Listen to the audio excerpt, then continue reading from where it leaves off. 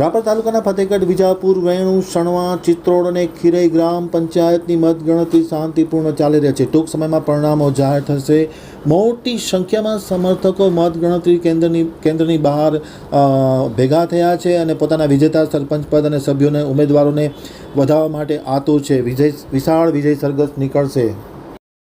હવે જોઈએ ચિત્રોડ આમતક ન્યૂઝ બ્યુરોમાંથી કાંતિલાલ સુથારનો એક વિસ્તૃત અહેવાલ। રાપર તાલુકાના સૌથી મોટા ગણાતા ગામોની ગ્રામ પંચાયતની ચૂંટણી ઉત્સાહભેર યોજાઈ છે। આજ સવારના 9 વાગ્યાથી રાપર ખાતે મતગણતરી શરૂ કરી દેવામાં આવી છે। ખાસ કરીને ફતેહગઢ વિજાપુર તથા વેણુ અને સણવા અને ચિત્રોડ ખીરઈ એ ગ્રામ પંચાયતની ચૂંટણીનું મતગણતરી શરૂ થઈ ગઈ છે।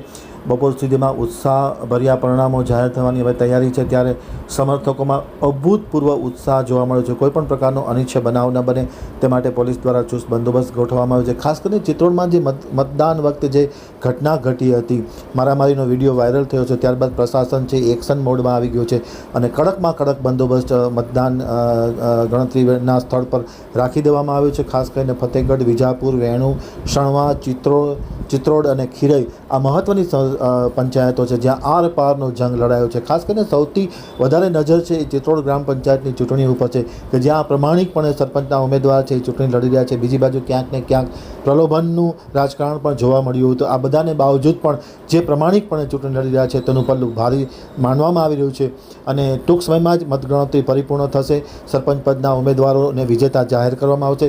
વિજેતા જાહેર થયા બાદ તેમના વિજય સરઘસ નીકળવામાં આવશે। અમારા પ્રતિનિધિ કાંતિ સુથાર ત્યાં સ્થળ ઉપર મોજૂદ છે અને પડે પડની વિગત આપી રહ્યા છે। ખાસ કરીને ફતેહગઢ વિજાપુર વેણુ સણવા ચિત્રોડ અને ખારોઈ આના પરિણામોની પર નજર મંડાયેલી છે। મોટી સંખ્યામાં સરપંચ પદના ઉમેદવાર અને વોર્ડના ઉમેદવારના સમર્થકો મતદાન મથકની બહાર ટોળાને ટોળા જોવા મળી રહ્યા છે।